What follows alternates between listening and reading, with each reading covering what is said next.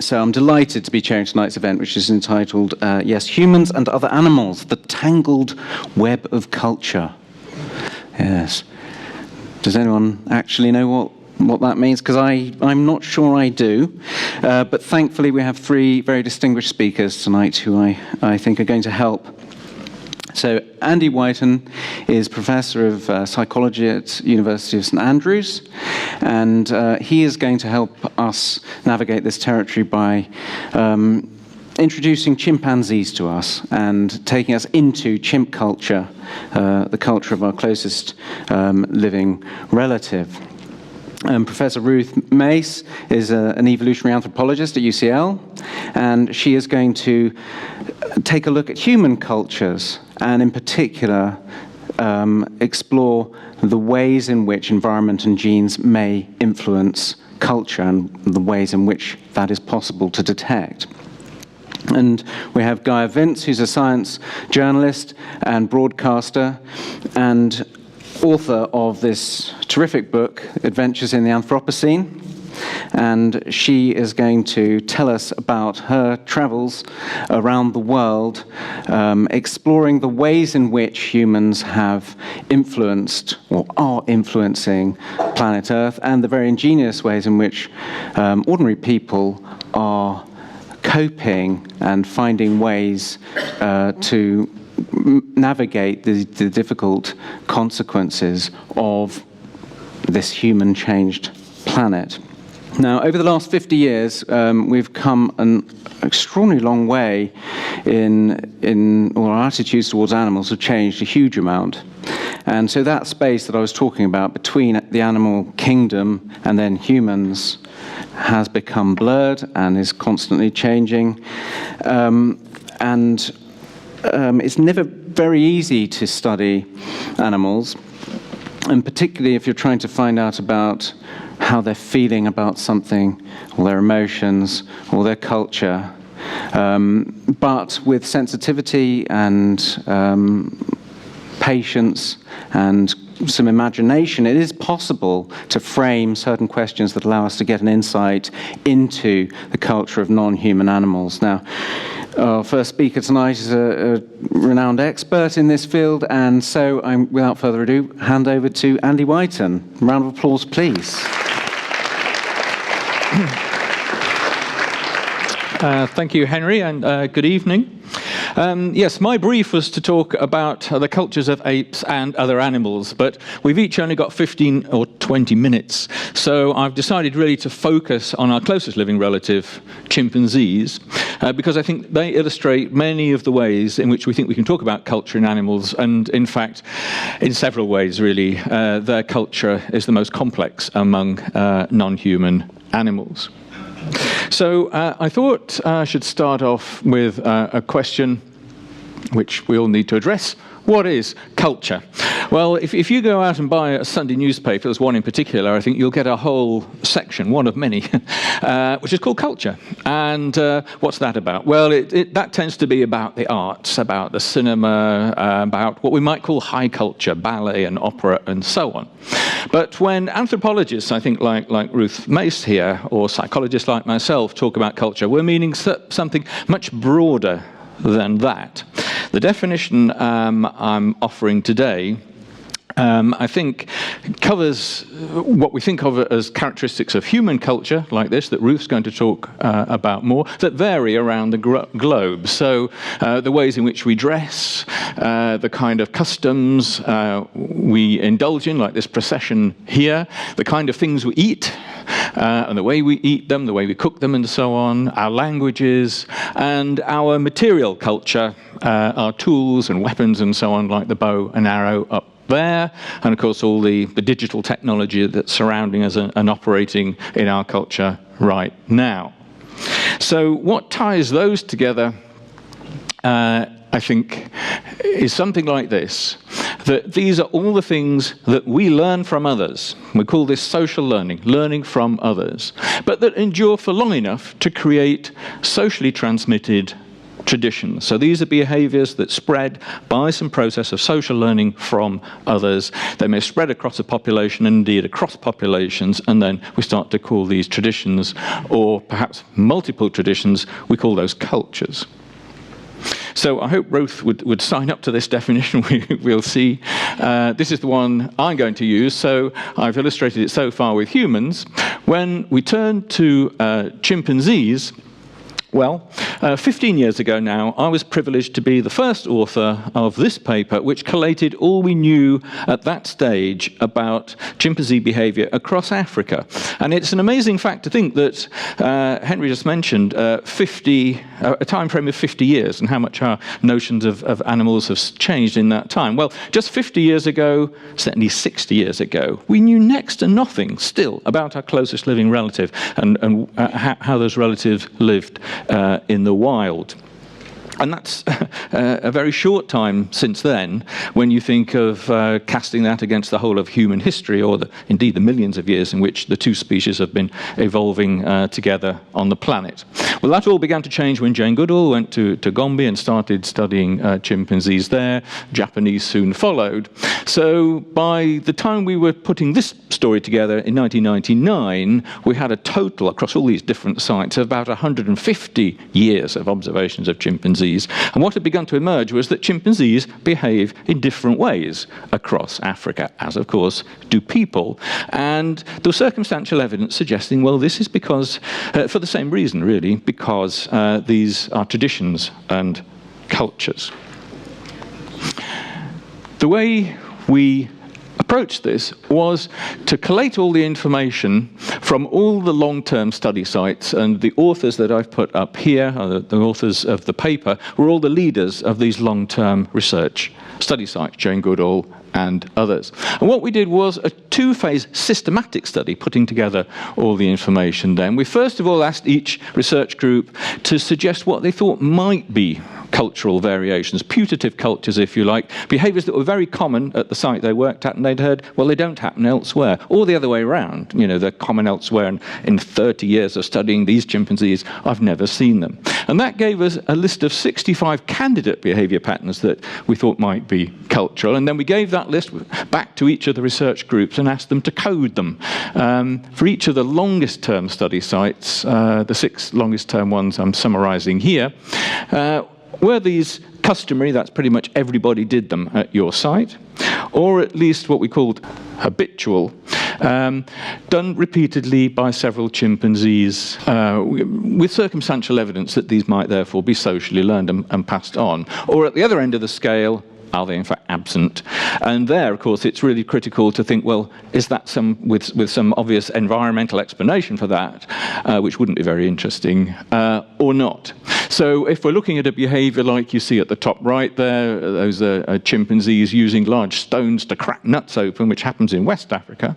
When we find it doesn't happen in East Africa, well, if there aren't the nuts there or the raw materials, well, that's not very interesting. But we find that, in fact, there are the materials elsewhere in Africa, and no chimpanzee seems to have discovered it. It's just a behavior that is found across about 700 kilometers of far West Africa. So that allowed us then to isolate from this 65, 39 behaviors that met our criteria. They were very common at one site, customary or habitual, and yet they were absent at least one other site without any environmental or genetic explanation, so far as we can see.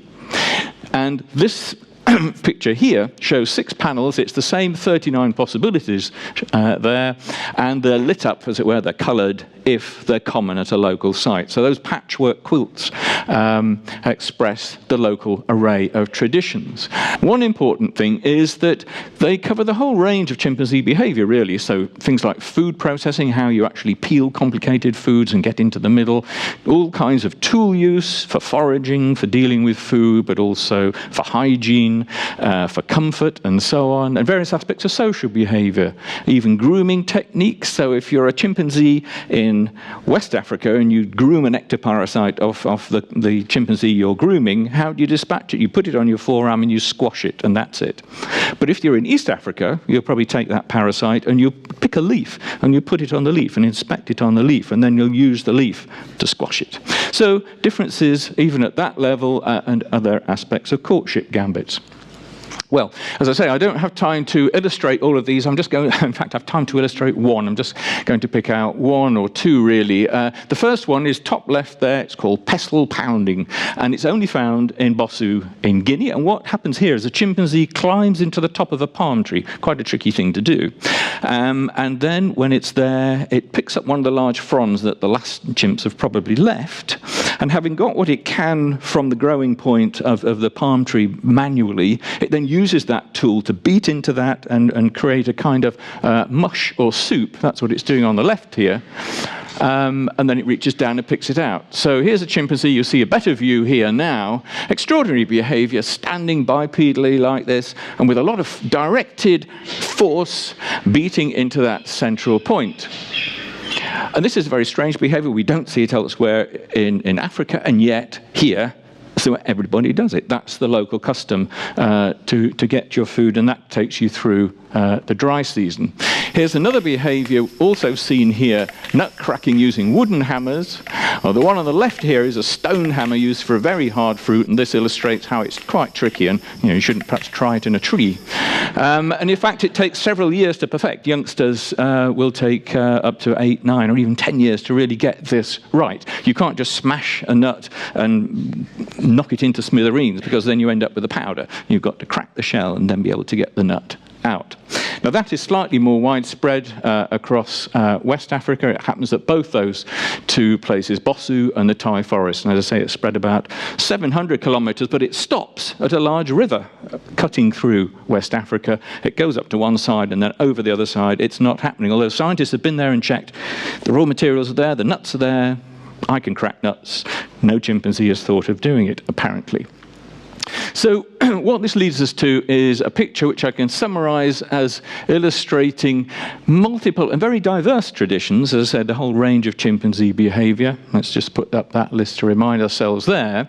But also a second conclusion. If you look at these panels and think of them as like as a patchwork quilt, you can probably see that each one is distinct. It's unique. What that means is that if I watch a chimpanzee for long enough and tick off sometimes just 2 or 3 behaviors, I can tell you where this chimpanzee comes from on the basis of its cultural profile alone. So that's a bit like with the human, you see, well, I don't know, they're eating food with chopsticks, they speak in a certain way, dress in a certain way, and so on. Well, you can perhaps identify ultimately, where they're likely to have come from because of that array of local traditions. So for chimpanzees, have these unique arrays of traditions. At least that's what we're concluding on the basis of this really observational, circumstantial evidence that we can gather by watching chimpanzees across Africa. Now, scientists, what we'd really like to do to kind of clinch this and really test this idea is to perhaps do an experiment. Why? Well, because perhaps although we're saying, let's take that example of pestle pounding, we can't see any environmental or genetic explanation why it's happening in one place very commonly and not elsewhere. Perhaps there's just something about those palm trees we've not been able to detect. Doing an experiment is a very scientifically powerful way of proceeding. So if we took a chimpanzee from there and, as it were, parachuted it into East Africa and then asked, well, does the behavior spread? And it did, well, then we'd know for sure. But there's obviously ethical reasons why we can't do that, and indeed practical reasons why it's very difficult to do some migration experiment like that. So what we've done is a whole series of experiments with captive chimpanzees in large enclosures to deal with this question. Are these really socially learned traditions? Can chimpanzees sustain traditions by this process of social learning? Well, here's how we did this. We took 2 groups of chimpanzees, they're the circles here, and we presented them both with the same kind of naturalistic problem like they get in the wild, where they can't get a piece of food like this grape let's look at the one on the right here. There's this grape here stuck behind a blockage, and they can't get it out. Well, they can with a stick tool. We take one chimpanzee out for a little while and show that high-ranking adult female that you can use your stick to lift the blockage up out the way, and then the grape will roll down and she'll get it. So we teach her that way of doing it. But there's a second way, which is to open a hatch here, poke the stick in, knock the blockage back, and kick the grape off the back, and then it will roll down under the bottom pipe of the panpipes, and the chimpanzee gets it. So we ended up there with two experts who can solve this problem, but in two very different ways. And then we reunite that chimpanzee with the rest of her group, and this is what we call an open diffusion experiment. So we're asking, well, will others come and watch? Will they learn? Will the behavior spread differently or differentially in the two groups, these two methods? And what we found was that it did. But before I actually show you the results of that, I'm going to, having introduced that idea, show you just one more experiment which takes this to a new level and asks, well, could chimpanzee behaviors actually spread by this process from group to group, which is what it would have to have done if say, that nut cracking had spread across so much of West Africa. So here again, we have two ways of solving the same problem, getting food out of that box there by opening a hatch at the top and stabbing the stick in and pulling the food out, or instead opening a little lifting a little hatch at the side, sliding a different tool in, and pushing the food out of that tunnel. And we introduce one at point one, there's group B1, just to one chimpanzee, same idea as before. And we introduce the other technique just to one chimpanzee at position 1 in group B4. And these three groups at the top can see each other through big windows at the side, and the three at the bottom can also see their neighbors through big windows, but each triplet can't see the other triplet.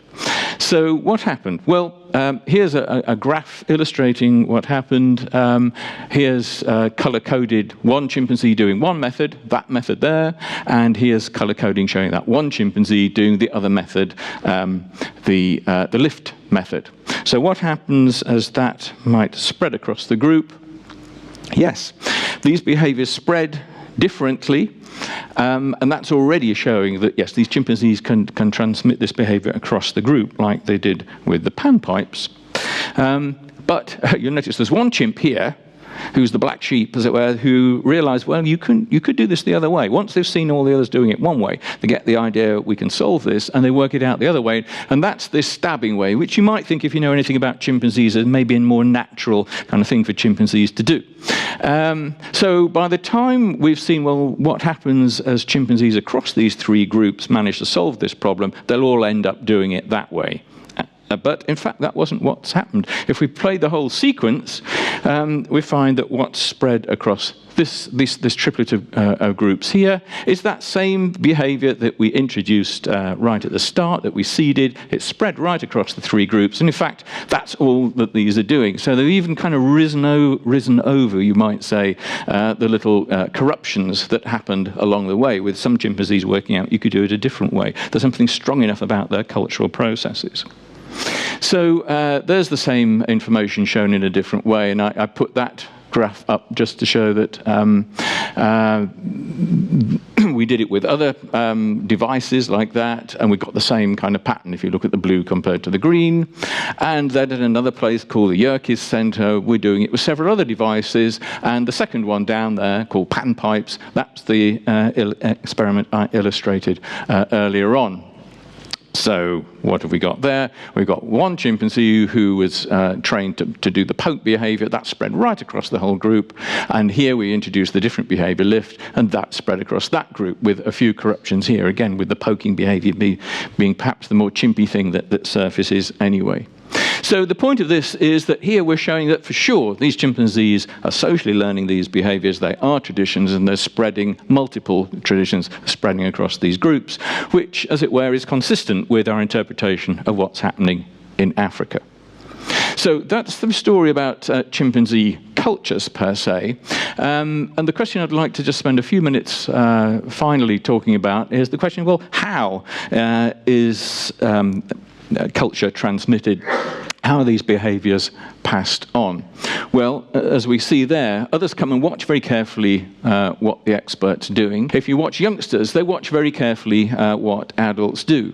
One of the experiments we did, which is avoiding that problem of the ethical and practical problems of moving one chimpanzee from one part of Africa to another, was to go to East Africa, where there happens to be a community of chimpanzees on an island, and these are chimpanzees who are, as it were, casualties of the bushmeat trade. They were orphaned, and they end up in a refuge on an island in Lake Victoria. And of course, they don't know how to nut crack, but we thought there it was a safe and ethical thing to do, to get one chimpanzee nut cracking and then say, well, would the others learn from it? And what we found was that they did. Rather than show you lots of graphs about that, I'm just going to show you one video clip which illustrates, I think, something really important about the details of what happens here when this process is going on. Because, I tend to introduce this little interlude by talking about my father-in-law, who used to watch boxing on the TV, and he got really quite involved in it, and so he'd be watching, and then he'd start kind of doing this, and sort of going with the flow. And we're such a cultural species, I think we just tend automatically to identify with others in that way, and can't help ourselves, as it were, as behavior kind of spills over and a little sort of copy of what we're watching, because we have this amazing imitative tendency. And I think that's exactly what you're going to see here for just a few minutes. So if we run this, we'll see the one on the right who knows how to nut crack start to do it. But watch the little guy on the left. So, I mean, he's just really identifying with what's happening there, and as it were, can't help himself but sort of start to mimic that. And I think that's illustrating a quite important capacity in these chimps. The second experiment I'll talk about, and this is my last little bit, is, again, with those chimpanzees actually in that sanctuary in Gamba Island. Now here, chimpanzees, and we did the same thing with children, we're often comparing the two species in their cultural capacities. Here, we had a chimpanzee who was faced with this kind of problem. It's a big, what we call an artificial fruit. It's got food in the middle of it. The question is, how do you get it out? Well, you can use the stick tool again. And what the chimp sees, top right there, is a familiar caretaker come and take a stick tool, get rid of some sort of defenses on the top, open a hole up, and then stab that stick in several times. Bang, bang, bang, like that. Take it out, then bottom left there, open up another door there, another hole, and then poke the stick in and pull out some food and share it with the chimp. Chimpanzees see that several times, a bit like they would watching an adult using a tool in the wild, and then it's their turn. Well, what would you do? What we would predict you would do is go through that whole routine. You don't quite understand it's an opaque kind of artificial fruit thing. You don't quite understand it works, but you're seeing, well, that all works, so I'll do all that. We predict you would run through all that. And we predicted the same thing for children, of course. But there's a second condition of our experiment that some chimpanzees and some children were in when the box was just the same, except it was totally transparent. Now here, when that tool goes in the top, you can see that it just beats on an artificial panel here. It can't actually be doing anything relevant to what later happens when the tool goes in here and pulls out the food. So what we thought is, if you're watching an intelligent imitator, they'll miss that out if that's the condition you're in. You see the transparent box, whereas if you see the opaque one, you probably run through the whole lot. And we were interested in the question of, well, we assume that we're the intelligent species, that's what children will do, they'll make that discrimination. Will the chimps, or are the chimps just kind of dumb ape? They just kind of mindlessly ape to the extent they ever do? Well, so what we're predicting here is we give them 3 goes, those first 3 there, and what we're predicting is they'll do the irrelevant action in the top. Okay, but then as soon as they see the transparent one, what's labeled the clear box there, they'd switch to just doing the relevant one. They'd miss out the irrelevant one. So that's what we're predicting. Here's what we found with children. So this is a good sort of illustration. This is science in action. You make a prediction, you collect the data throw your hypotheses straight out the window, you were wrong. The children copied everything, including with the transparent box. We were quite boggled when we saw this. It seemed so obvious. It's staring you in the face that you don't need to do all that stuff in the top. But children, it seems, can't help themselves. They just copy the whole lot. Whereas the chimpanzees did what we predicted an intelligent copier would do. For the first 3, they didn't copy as much as the children. But they mostly copied the whole sequence with the opaque box. And then once they get the transparent one, they see, well, we probably don't need to do that. I understand the causality here well enough to miss that out. So you can start to ask, well, we began to ask ourselves, well, which is the intelligent species here? But I think the answer is that, no, it does make sense, actually. It must make sense. And perhaps the answer is basically we are such a cultural species that it's a good rule of thumb for children to simply copy almost willy-nilly in a kind of blanket fashion everything an intelligent adult is intentionally doing, at least, which is what they saw here. And if experimenters sometimes play tricks on them, as we were doing here in a sense, well, you can always correct that later on. You live for several years and you've got time to correct things that you overcopy. Other researchers have come on behind us, cognitive developmentalists, child development experts, and they've started to call this over-imitation. And you can see in the sense in which it is over-imitation, but perhaps it's a useful technique that our species has, and chimpanzees avoid it. So I think that's my last, as it were, proper slide. Just to remind you, I asked, what is culture? Here was my definition, which I hope is going to be acceptable to the speakers who follow me. And my answer to the question is, well, do other species have this? At least if we look at chimpanzees, I think there's a resounding yes to that question. But of course, there's a gulf. Chimpanzees don't have human culture. They don't have all this. They don't have meetings like this. They're still running around in Africa with no clothes on. And our species, indeed, is pretty much obliterating theirs. Is one of the sad result of this contrast between the cultural capacities of the two species. Here's some of the things I talked about just to remind you, and with that, I'm done. Thank you very much. Well, I think we're going to move straight on. That's a perfect introduction for Ruth Mace to take us on and find out all about humans and human culture. So, moving swiftly on, we shall go straight on to look at how human culture, to start with, might be a bit different from animal culture. And in particular, I'm going to look at the ecological basis of culture as well. So can we kind of understand it in the same terms that we understand the evolution of perhaps animal behavior, or is it different?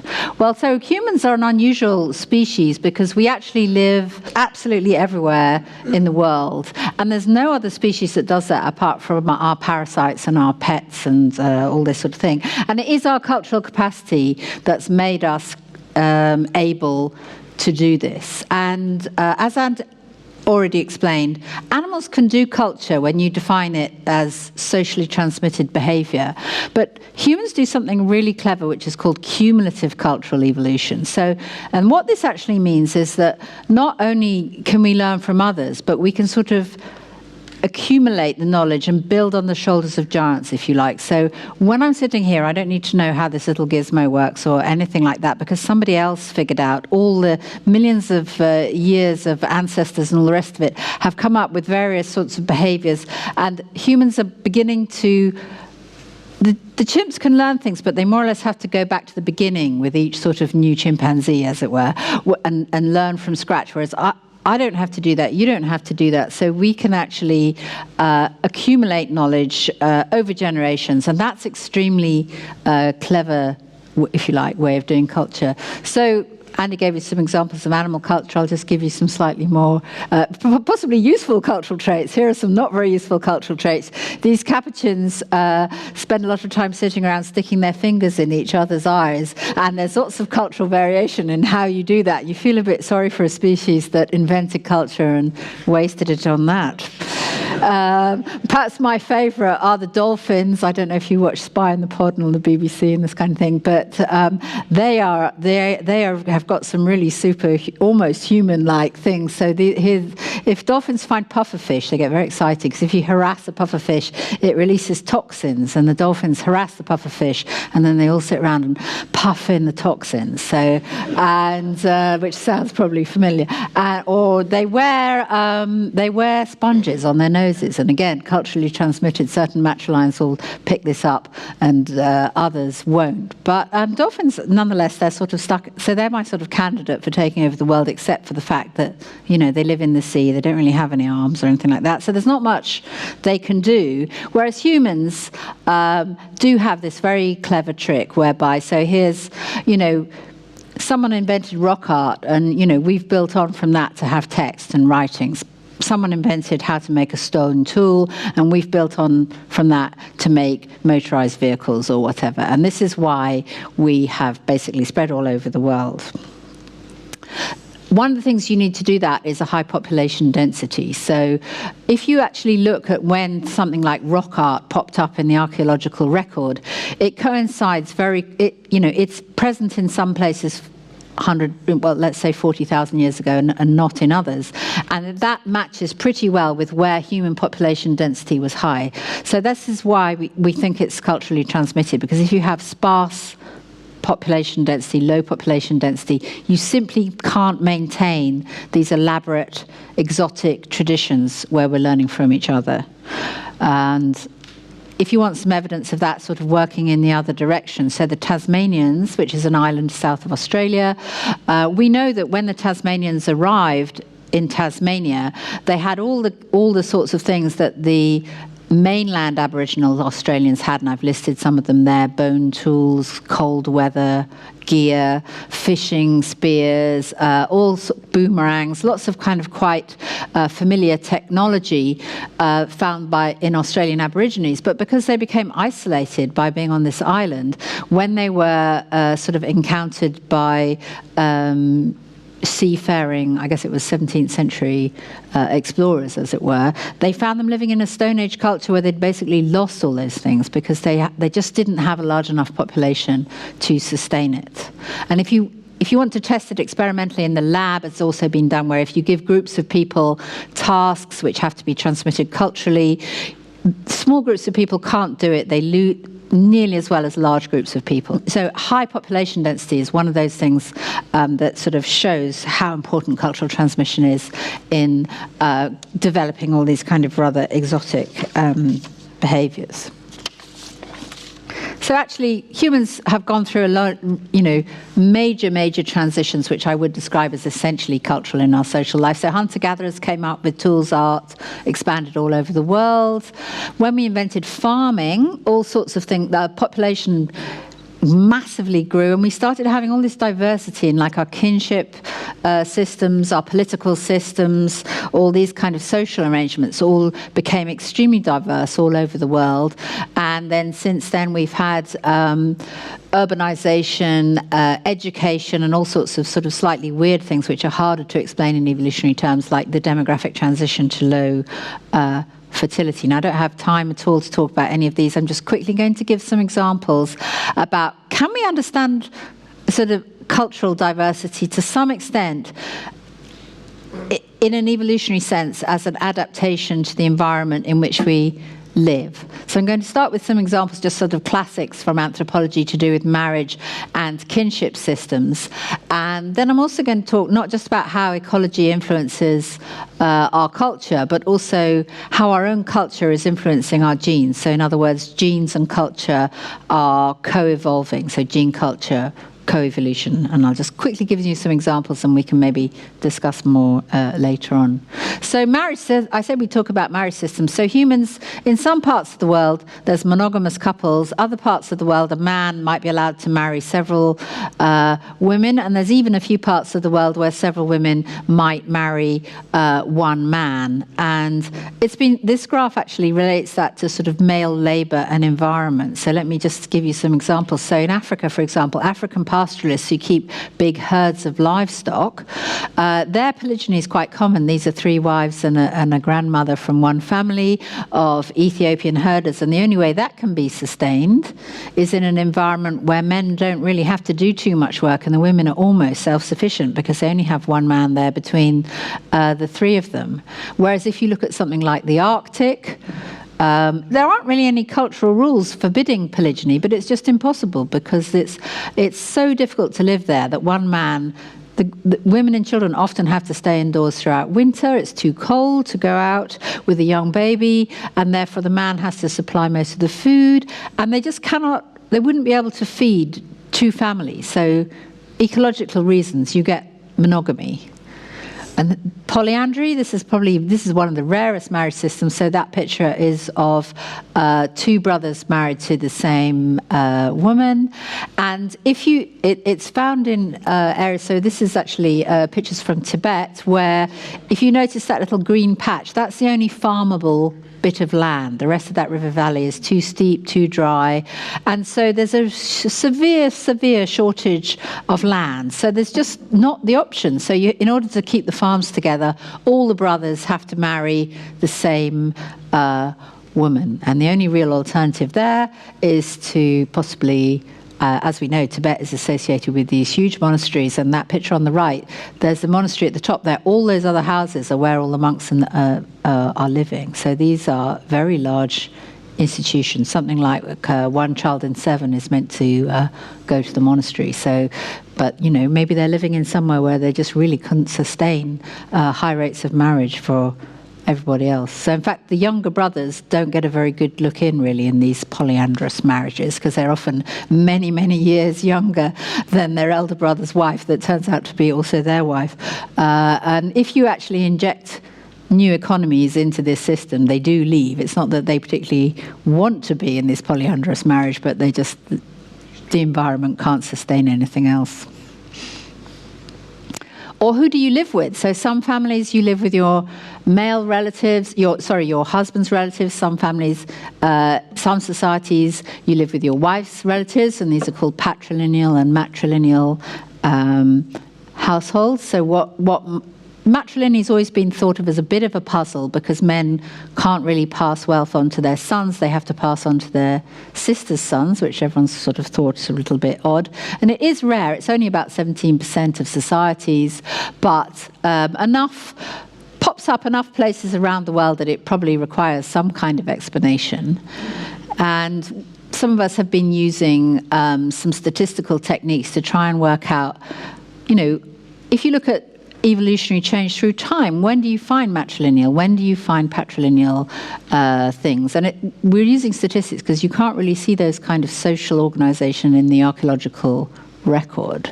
So actually, by looking, in this case, at language similarity, languages, as populations spread out, their languages become slightly different. So we can use data on words to make these phylogenetic trees, which is what this picture is here. And we can use these to map historical migrations of people. So this is a historical migration of Bantu going through Africa. So all these languages are related.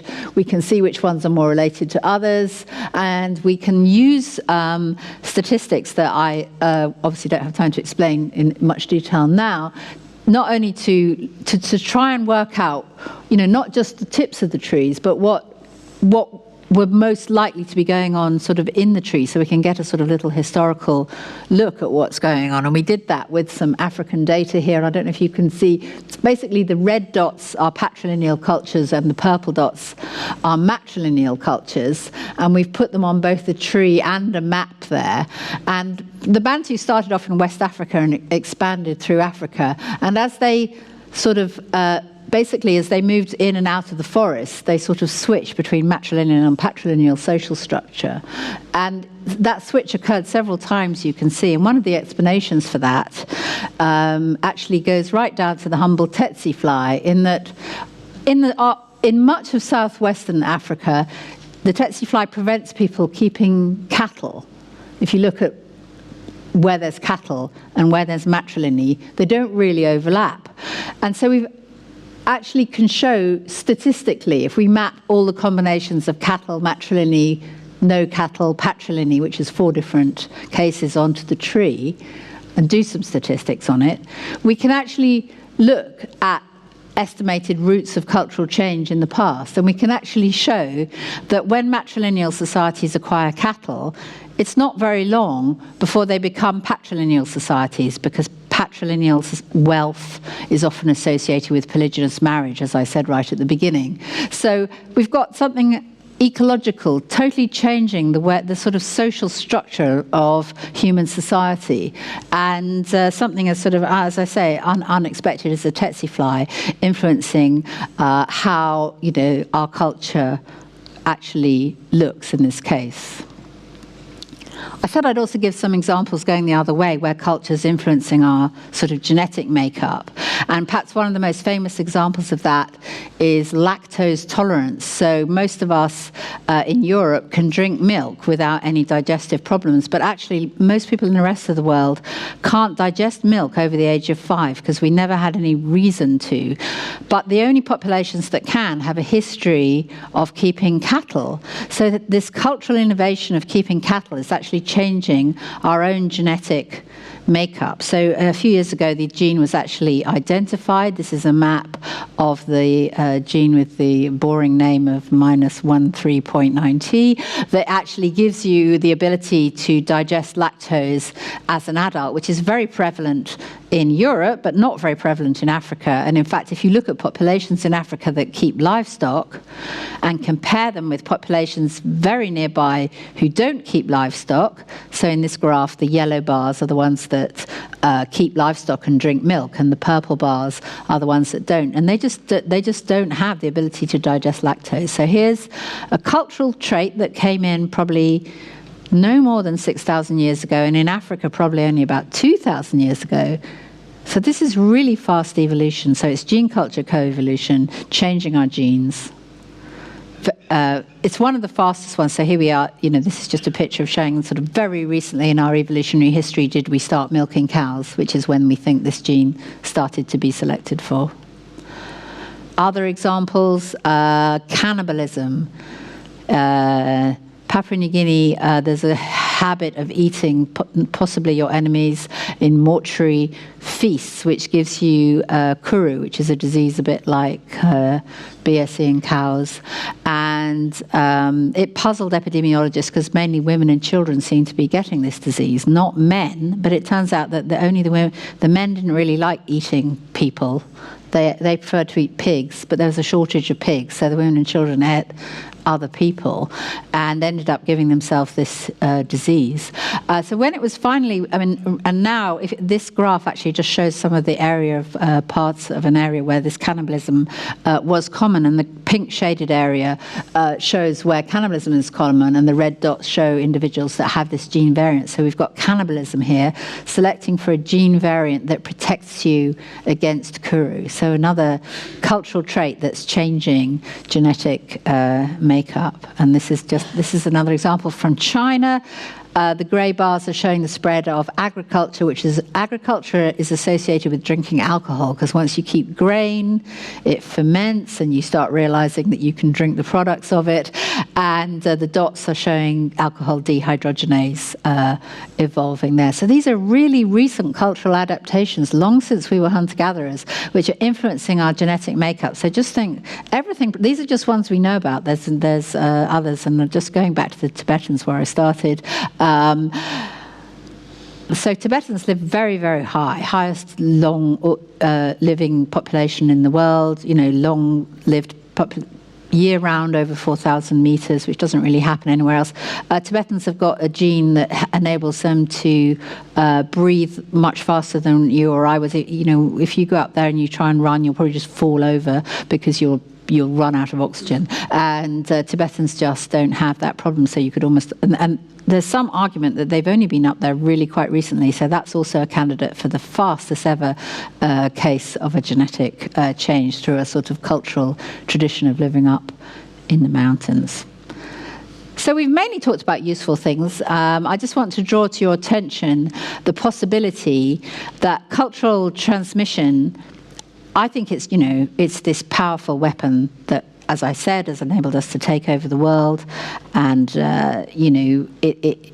it's so useful. It is kind of what's enabling us, which is no doubt what's going to be talked on more about, to wipe out, as it were, most other species. But there is also another literature that there's quite a lot of aspects of behaviour that don't seem to make too much sense in terms of natural selection, that we think might be something to do with cultural transmission as well.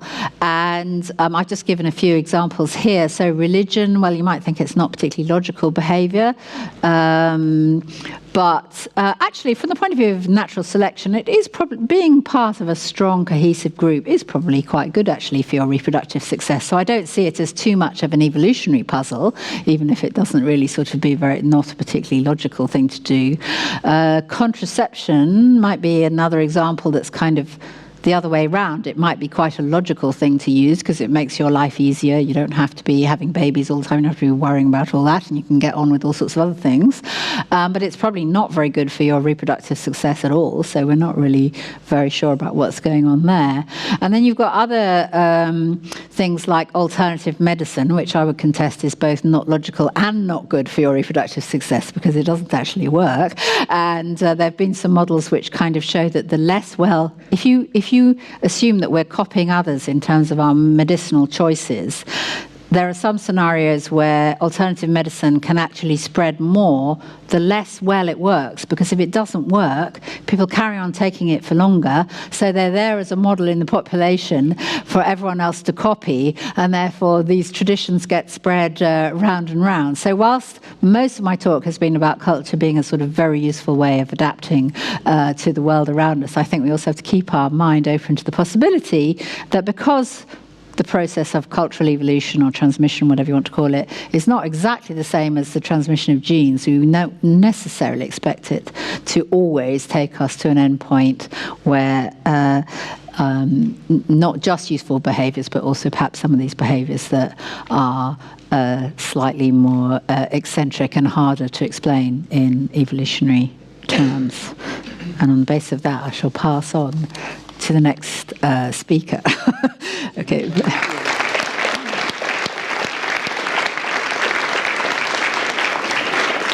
Great, thank you very much, Ruth. That was marvellous, and yes, leading perfectly into Gaia's talk. Gaia will be telling us about her adventures in the Anthropocene. This term, most of you I'm sure will know, but is used by geologists to describe the times that we live in now, which are so dominated by our influence of one species on the rest of the planet. And Gaia describes it as, well, humanity has become a geophysical force on a par with the Earth-shattering asteroids and planet-cloaking volcanoes that defined past eras. And a couple of years ago, Gaia undertook a huge journey around the world to go and explore some of the places that are being affected very much by us, and the many ways in which we're influencing the planet, and then the ways in which people are responding to those challenges. Gaia. Thanks, Henry. So I'll just talk a little bit about what I mean by the Anthropocene, and then I'll explain with examples of what I've seen. So ever since humans first emerged onto the wild savannah, we have been modifying our environment, as Ruth has explained, burning our way through forest, grasslands, cutting necklaces of rice into mountains, taming animals, hunting many others to extinction, digging rock and mud to grow magnificent towns, even cities. But the changes that humans have made in recent decades have been on such a scale that they have altered our world beyond anything that it has ever known in its 4.5 billion year history. Our influence is no longer confined just to a local area, just to a region even. It's global and so profound, it's pushing the planet into a new age that geologists are calling the Anthropocene, the age of humans. Millions of years from now, a stripe in the accumulated layers of rock will show our human fingerprint, just as dinosaur footprints reveal the age of the Jurassic or the explosion of life that marked the Cambrian. Our influence will show up as changes in the chemistry of the oceans, the loss of forests, the growth of deserts, damming of rivers, retreat of glaciers. In the fossil record, we'll see evidence of a mass extinction, the sixth, perhaps, mass extinction. We'll see the abundance of domesticates, the chemical fingerprint of artificial materials such as aluminium drinks cans, plastic bags, and the footprint of projects, huge projects like a single mine in the Canadian northeast that every year moves more than twice as much sediment as all the rivers in the world combined.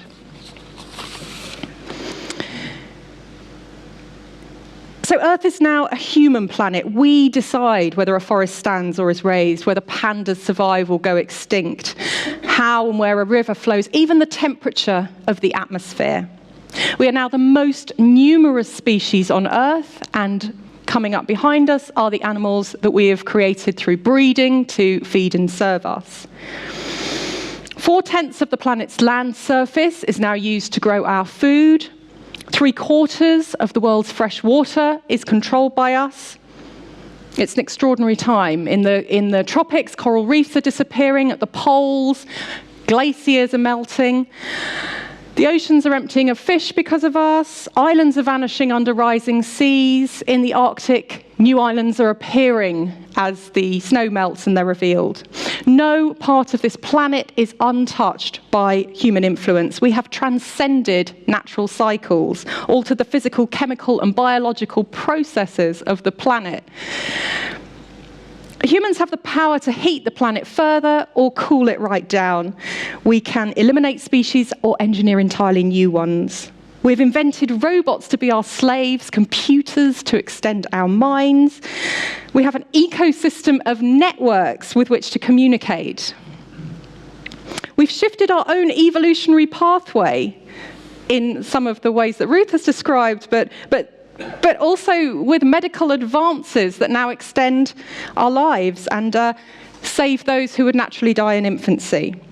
We've surmounted the limitations that restrict other species by creating artificial environments and external sources of energy. A 72-year-old man now has the same chance of dying as a 30-year-old caveman. We're supernatural. We can fly without wings, dive without gills. We can survive killer diseases, be resuscitated after death. We have even escaped our planet and visited our moon. The realization that we wield such planetary power requires a quite extraordinary shift in perception, fundamentally toppling the scientific, cultural, and religious philosophies that define our place in the world. Up until the Middle Ages, man was considered the center of the universe. Then came Copernicus, who put our planet in its place as just another one revolving around the sun.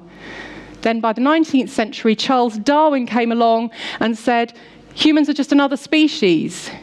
We're just a twig on the giant tree of life. But now the paradigm has shifted again. We're no longer just another species. Humans have become masters of our planet and integral to the destiny of life on Earth. And what about the impacts of our changed planet on us? After all, we've evolved and adapted to life in Holocene conditions. New changes have occurred very rapidly. In changing the Earth, we've been able to live longer and healthier in greater numbers than before. However, for now at least, humans are still of nature. We rely on the natural world for food, water, all our materials. We eat protein, we're made of cells. We rely on the planet to provide everything. Our growing population and the way we live in this new human world are making us more demanding than ever on the planet's resources and processes, reducing its ability to meet our needs. How will we deal with the consequences of the Anthropocene that we've created? So we've always altered ecosystems to serve our needs, and presumably will continue to do so. We've improved the planet for our own survival in a number of ways, not least that we've staved off indefinitely the next ice age. But we've also made it considerably worse in many ways. Some of these negative consequences we can overcome through technological advances, through adaptations, migrations, that sort of thing. Others we will need to reverse and try and get us back to Holocene conditions. Still others we're going to need to learn to live with. And while science may be able to identify biophysical issues, it cannot tell us how to react. That is for society to decide. Humans are no longer just another animal. We have specifically human rights. And these are expected to be achieved through development, including access to sanitation, access to electricity, even access to the internet. Delivering social justice and protecting the environment are closely linked. How poor people get rich will strongly shape the Anthropocene. The enormous impacts that we're having on our living planet are a direct consequence of the immense social changes we're undergoing, changes to how we live as a species now. We support now a massive global population, but we haven't simply multiplied the number of small hunter-gatherer communities. More than half of the world's population now lives in cities, which are artificial environments, densely packed, and they act as giant factories, consuming the world's water, energy, protein, mineral resources. Humanity operates on an industrial scale and has needs, 18 terawatts of energy at any time, 9 trillion cubic meters of water every year. Humanity has become a superorganism. The intelligence, creativity, and sociability of this superorganism is down to cumulative culture. It's the accumulation of all the brains and the past brains, the legacy, the cultural and intellectual legacy of those from the past, the artificial minds of our technological creations, the computers, the online libraries, Wikipedia. Humanity is a global network of civilization with a stream of knowledge already being channeled for our protection. And the self-awareness that comes with recognizing our planetary power also demands we question our new role. Are we just another part of nature doing what nature always does, reproducing to the limits of environmental capacity, after which we'll suffer a population crash, like the famous bacterial experiment? Or are we the first species capable of self-determination, able to modulate our natural urges, our impacts and our environment such that we can maintain habitability on this planet into the future? And what of our relationship to the rest of the natural world? Should we treat it as every other species does, as an exploitable resource to be plundered? Or does our new global power imbue us with a sense of responsibility over the natural world? So a few years ago, as Henry said, I set off. I left London and went to explore the globe at the beginning of this new human age, meeting the pioneers who are negotiating a development path through the complexity of our shared biosphere. And I found remarkable people living in extraordinary times. And as a species, we're incredibly diverse, and the Anthropocene is affecting us all in different ways. So here are the Hadzabe people. There are people living a hunter-gatherer community, very much as we may have lived at the beginning of the Holocene as a species. So then nearby, this is the Tatoga family, and this community is different from the Hadzabe in obviously many ways, but one of them is that they do farming, and farming, as Ruth has already said, is allows us to be settled. So it means we intensely use our environment. It means that we have already introduced new bred species of plant, grain, that didn't exist naturally in the wild. It made a big impact on the globe. This is a container ship going through the Panama Canal, and it's a reminder of our extraordinary power. So the only other way to split two continents has been through tectonic movement, and yet we've done that. And it's quite interesting that it's a container ship, because containers themselves, the invention of containers allowed for the first time very cheap transportation globally of goods. And that's one of the big spurs over this great acceleration that's occurred in the last sort of 60 years. Another way we've altered the planet, we are altering the planet, is through extinction. These are two of the last remaining Asian lions of a species that used to extend from Sri Lanka up to Turkey. Now it's restricted to a tiny weeny little national park in India. This is an African baby lion, and I think this picture is symbolic, actually, of our relationship now with wild animals, with the Pleistocene environment. That lion's trophy is a Jeep number plate, and that's how we see wild animals now, on a safari, as a show. We have a very different relationship generally to wild animals. So one of the pressures that we're under, and that we've always been under, is fresh water. This is in the Thar Desert, and this is traditionally how people have stored and got access to fresh water there. And now we've stepped it up a gear. So this is a canal, which is shipping water to one of the driest regions on Earth, to the Thar Desert. These are Rajasthani women. So we've essentially moved a river by creating an artificial one, and we are watering the desert. And of course, you can see that in lots of other places. This is an example of how I think the Anthropocene is going to accelerate. The speed of the Anthropocene, speed of the change in the next few decades, is going to accelerate because of the communications revolution, which is taking off. This is a Maasai man with a smartphone.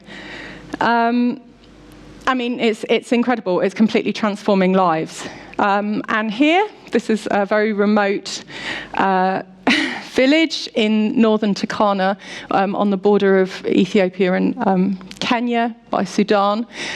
And those are solar panels, tiny little solar panels on the roof of this straw hut.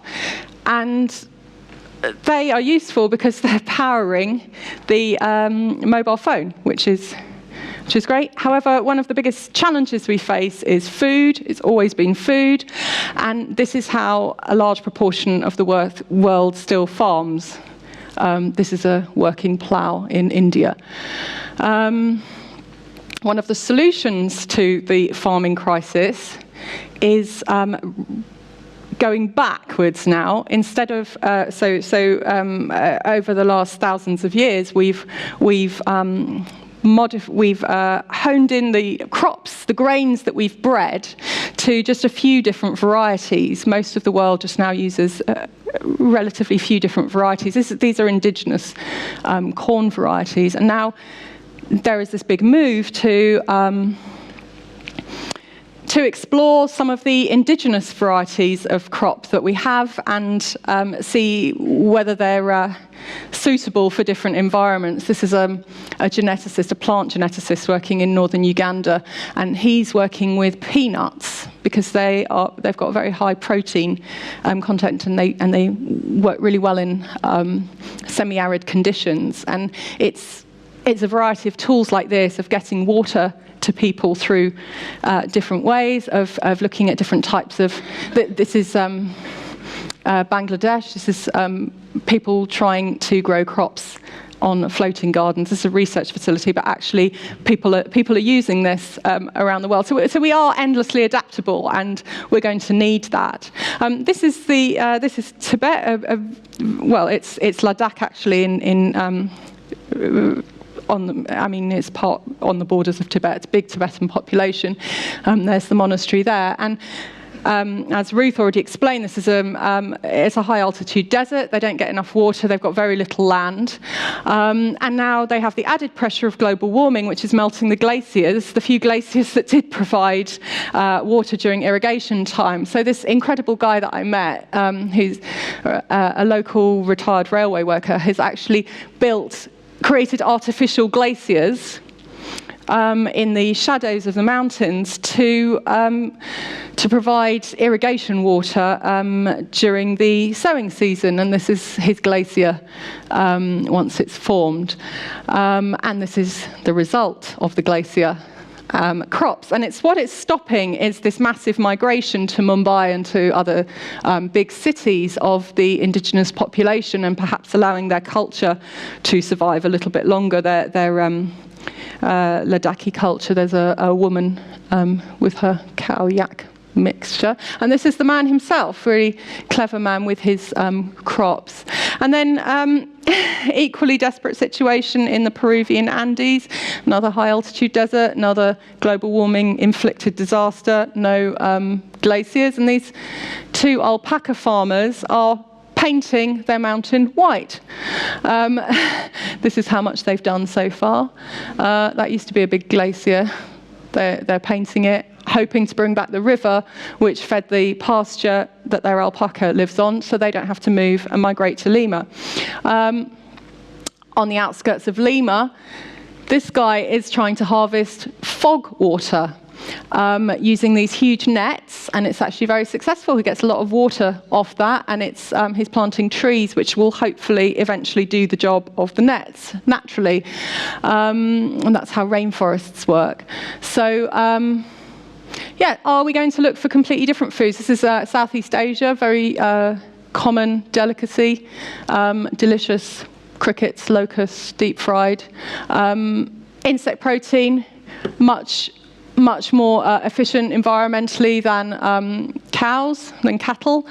Very likely that's where we're going to look. But food is not the only problem. Everything we use now in the developed world relies on minerals, materials. This is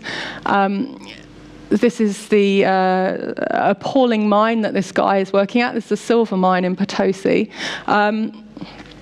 where zinc and other minerals come from. But what's the future of this? Well, Bolivia also has the world's biggest salar, salt flat, and that's a great resource for lithium. So lithium's very useful for light batteries, especially in electric cars. So that's a different type of mining. As you can see, it's just on the surface being dried there, no need to burrow. So what we're seeing now is options, different ways of using the environment, different changes that we can make.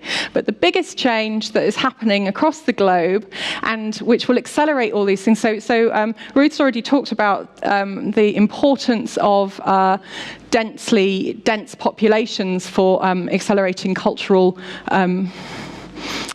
cultural growth or cultural traditions. So if we want to come up with solutions faster, perhaps this is a very hopeful thing. By 2050, 3/4 of the world's population is going to live in cities. But are they going to live in a city like this? This is Dhaka in Bangladesh. It's a pretty horrible place, actually, because it's grown so fast. This is a guy in another Bangladeshi town showing, in a slum, showing how high up the water comes when it floods because of sea level rise. So we're at a transition. We are urbanizing, which could be a solution to a lot of our problems, but we're not doing it in a very well-planned way for millions, billions even, of people. This is a favela, Racina favela, one of the biggest favelas in Rio, which has recently undergone quite a few really, really good changes where people's standard of living and their comfort of living has accelerated massively in just the last 10 years. And it might not look like much. It's very dense, low living, not the high-rise living that you see in parts of, say, Southeast Asia. But actually, this is, I think, one of the most hopeful signs of our changing planet, because people are starting to reclaim their dignity and their hope in life. That's it. That was my journey. Thank you.